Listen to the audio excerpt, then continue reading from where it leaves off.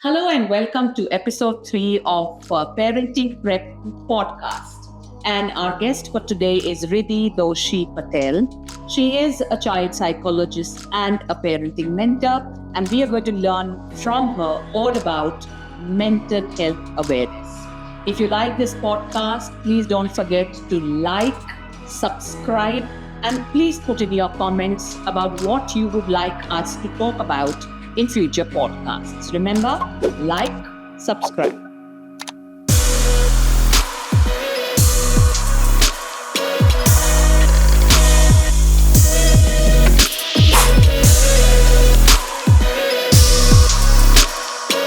Hello, everybody, and today we are proud to have with us Riddhi Doshi. She is a well renowned child psychologist, parent counselor. She's been a TED Talk speaker, and there is so much that you would love to know about her. You can, of course, find out more details of her. I have been a huge fan of her work because in education, especially with parents, teachers, and children, she has done some remarkable work, very impactful.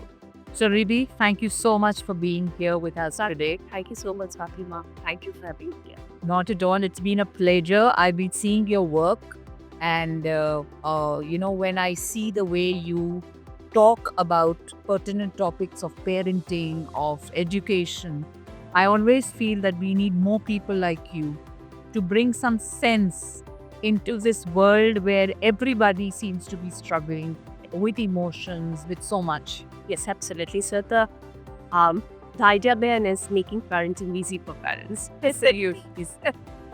Absolutely. And I think your work also impacts teachers a lot, because a lot of teachers struggle with what to do with children or how to help a parent understand something. So I've heard a lot of teachers tell me, that Riddhi Man's video helped us understand this better. So it's really amazing. They have been kind. They've been kind. And yes, after ECAs, like a couple of years, I was in Pune collecting sessions for teachers. The teachers are still connected. Absolutely. So they're kind, would say. So, we're going to talk about emotional well-being. I mean, I think that's a word that's not given enough of importance in today's world.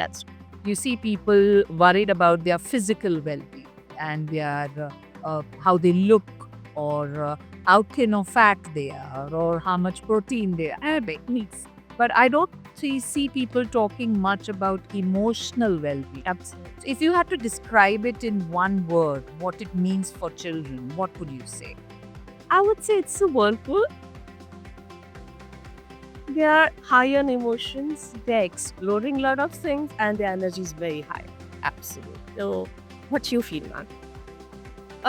I think it's an adventure, because emotions today are something else, tomorrow are something else, and I always feel that we shouldn't be scared of our emotions. We should embrace them, and I look at it as an adventure. I ask myself every morning, what's it going to be today? I ask myself in the evening before I say, so what's next? What's tomorrow? Absolutely. So my first question to you is, self-care.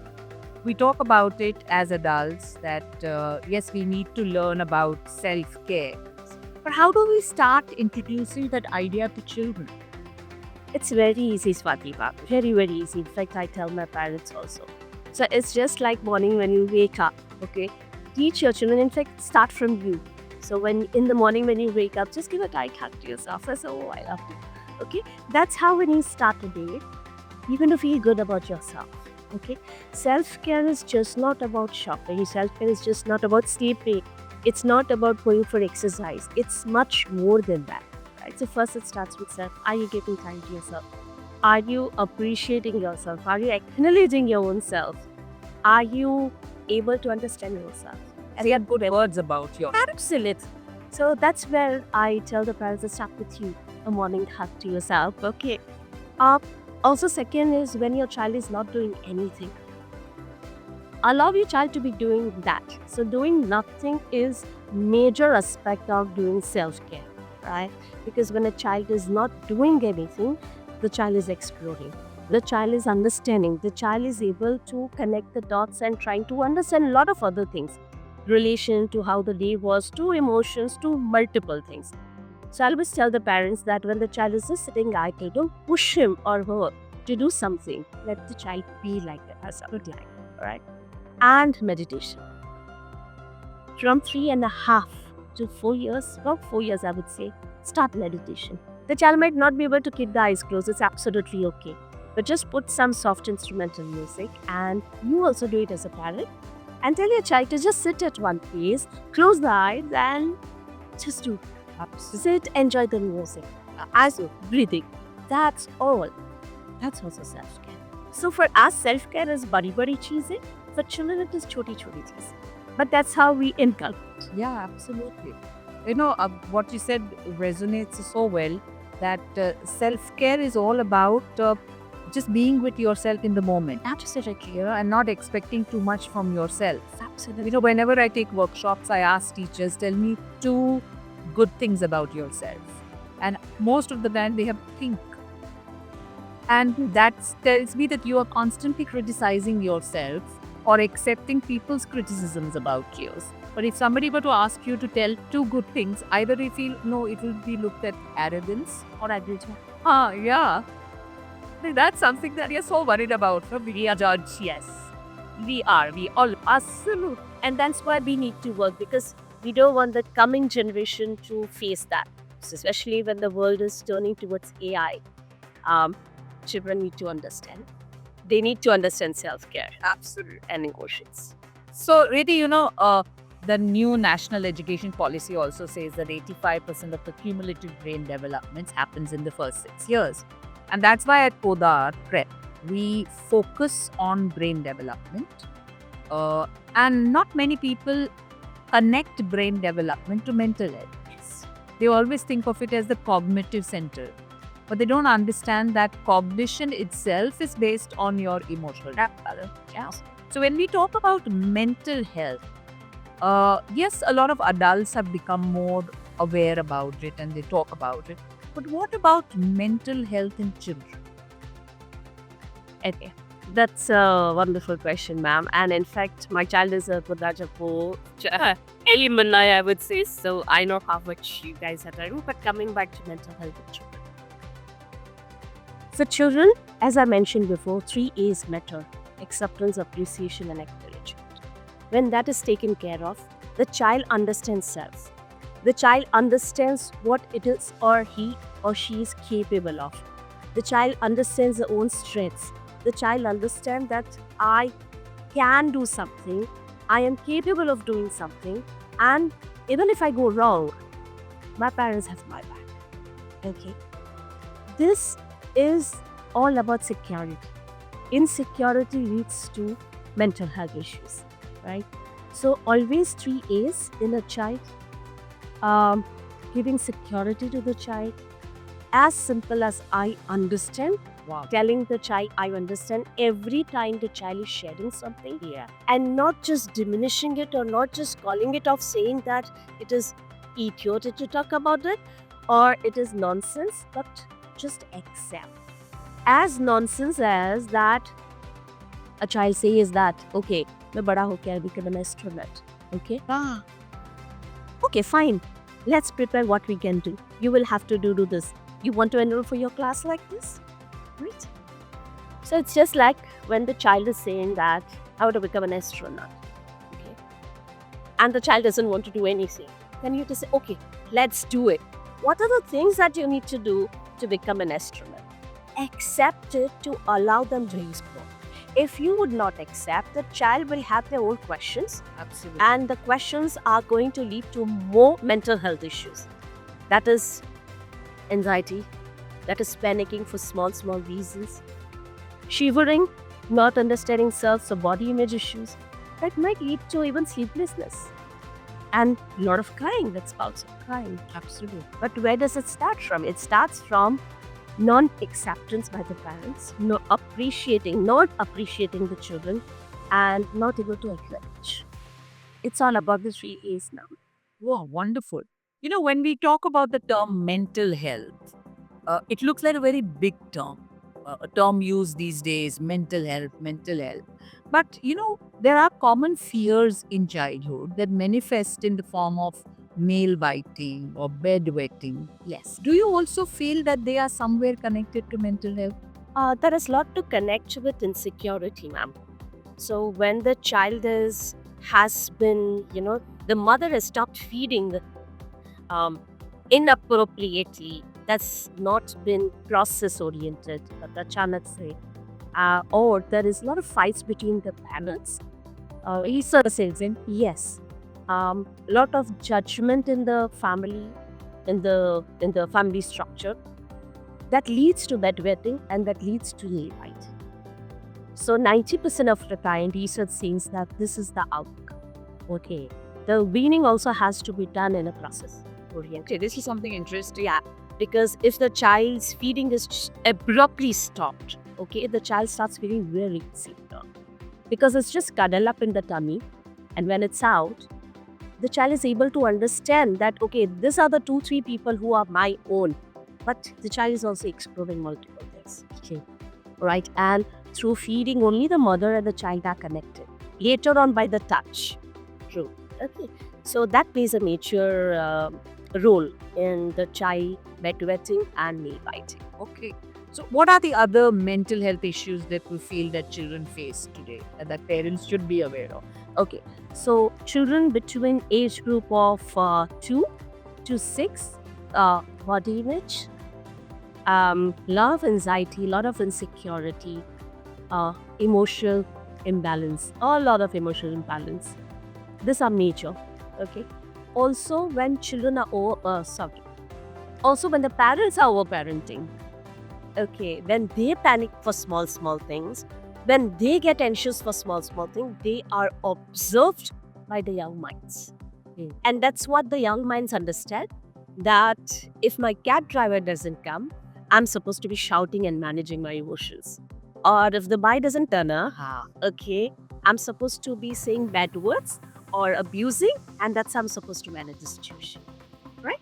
So managing the situation is something which, knowingly or unknowingly, the child is learning from the parents. And that leads to behavioral issues also in this age group. Okay. So if mental health issues are not addressed in children, what can be the repercussions as they grow up?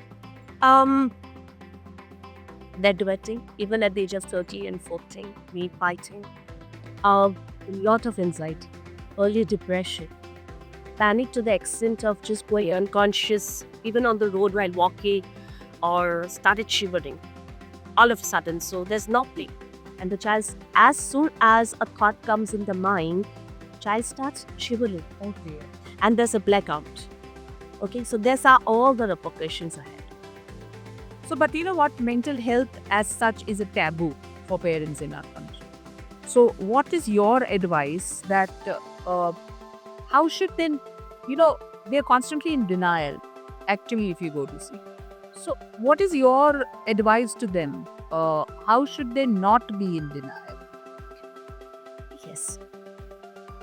Parents have, when a child is born, ma'am, and who better than you must be knowing this? You deal with parents and young children. Yeah.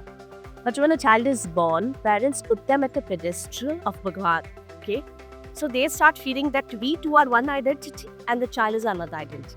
So the child is never a part of the parents. Okay? It's never a part of the immediate family till the time the child is 10 or 11. Probably not that time as well.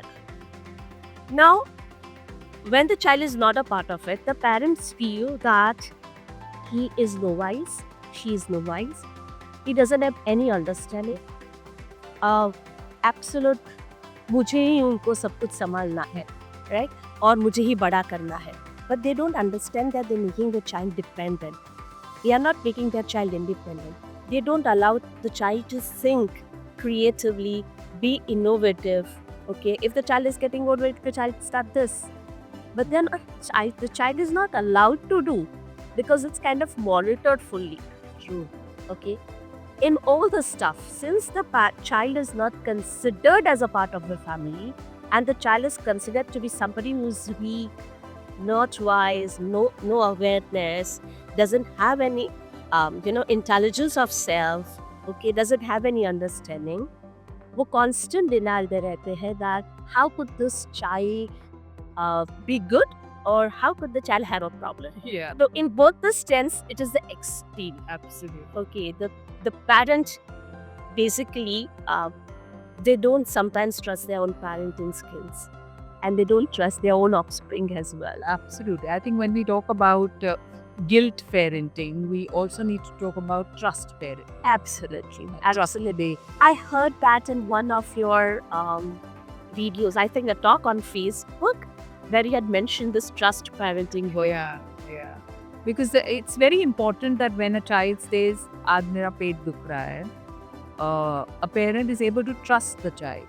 Sometimes you always say, "Tu jhoot bol raha hai." Whenever it comes to any illness that a child may display, "Mera sar dukh raha hai," and we say, "What rubbish? Stop working." Yes. Could these be signs of a child trying to come to terms with what's happening within them? Can be. Yeah. Probably that is also a way of grabbing parents' attention. So that again is a yes. That look at me. I need your time. I need your attention. I want you to look at me, understand me better. So it's not actually jhoot bol raha hai. Not yet. Basically, he's using a different technique to get your attention. Oh, a child is jugari, right? Every child is a jugadu. So doing jugad and catching parents' attention, to catch parents' attention, is something wherein we feel that the child is very intelligent, right? Why? Because he's using his creativity, brains, to grab his parents' attention. But yes, if that becomes an habit, then that's a problem, right? And I also feel that is genuinely sometimes due to that over stress and hype created for multiple things. Within the societal structure, the children do have a headache or a stomachache. It's all about parents connect with the child and how well you understand your child. Absolutely. It's all about that. And you know what? I always feel, because we run schools, and I always feel that 50% of the responsibility of mental health lies on schools. As a child, I know I hated my school. I went through a lot of issues because I didn't want to go to school. So I always feel that if the school does not take care of children's mental health, then parents will not be able to do their 50%.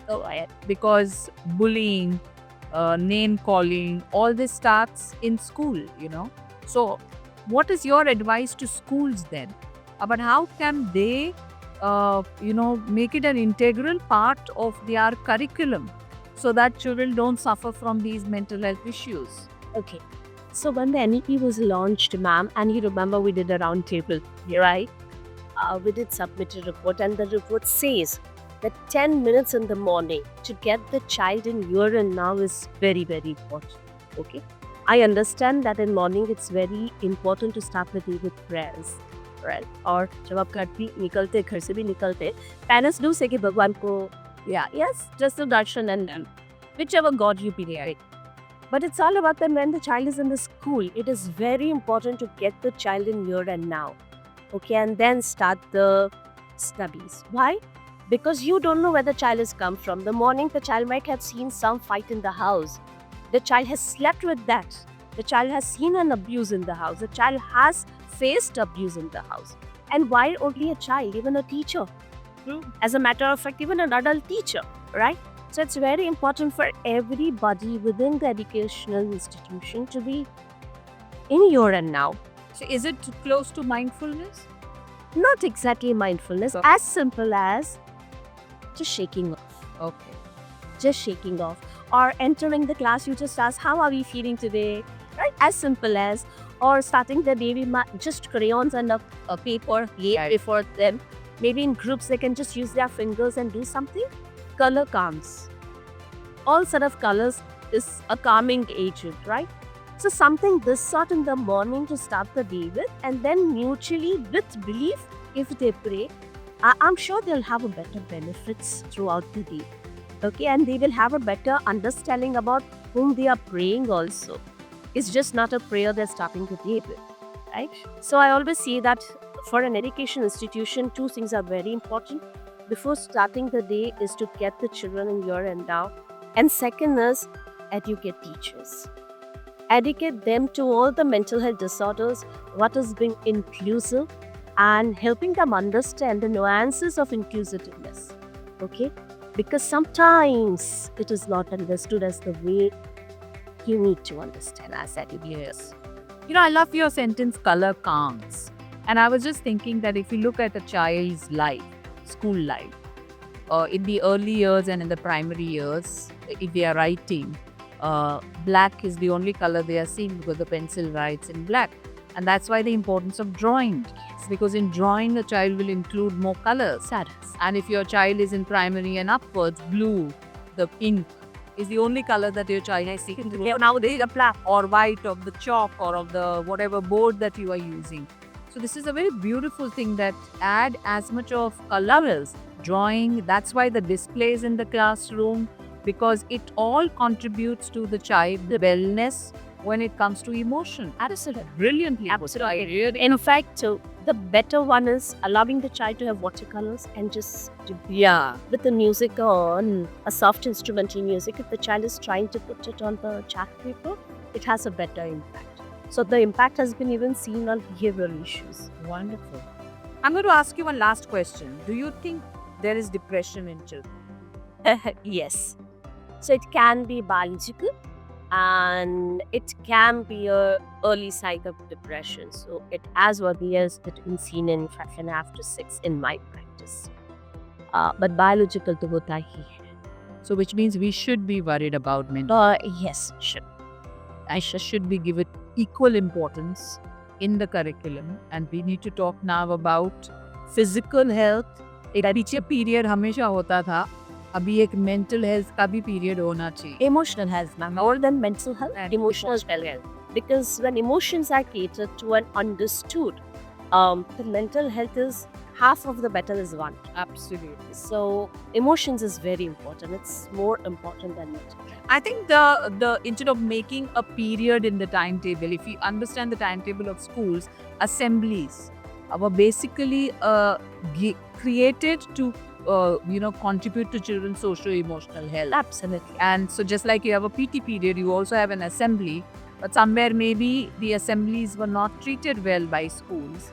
I think we should come back to assemblies being the socio-emotional motherhood. Yeah, that's required.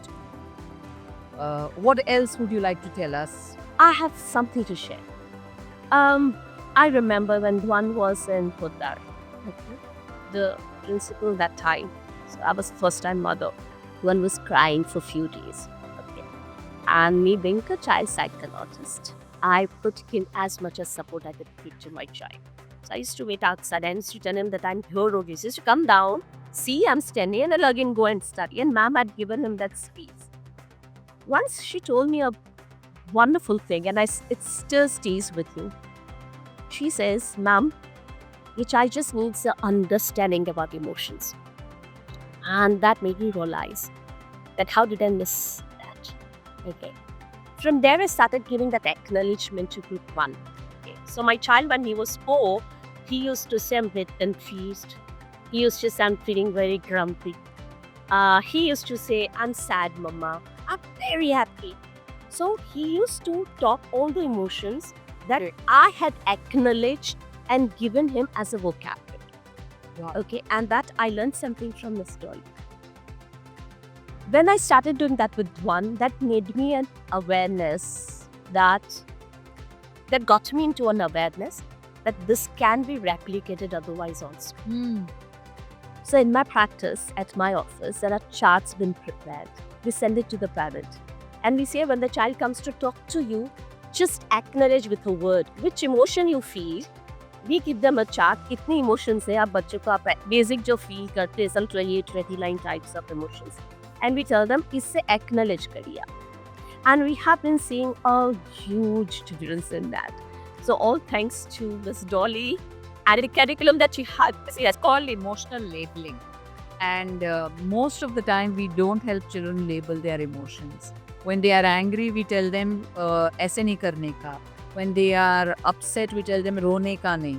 but we don't tell them what to do when I'm facing that emotion. Absolutely. So what we've also done at Podar Prep is we have changed certain songs. Like you have a song called When You're Happy and You Know It, Clap Your Hands. But what about when I'm sad? So what do I do when I'm sad? You told me what to do when I'm happy. Or what do I do when I'm angry? So we've added to that song, when you're angry and you know it, stamp your feet.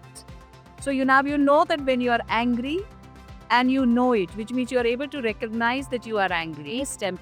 What do I show that I'm angry? I stamp my feet. So when I'm sad and I know it, I go and hug a friend. So, we've added to that song about what to do when you are happy, when you're angry, when you're sad, when you're excited. Because if you don't teach children emotions and what to do with them, Absolutely. then you are somewhere cutting them off from all emotions and you're just telling them कि दो ही emotion होंगे, एक happy and sad. I know. Absolutely. So, because life is never black and white. It's not happy and sad. Absolutely. It is beyond that. It is beyond. Even not a right and a wrong.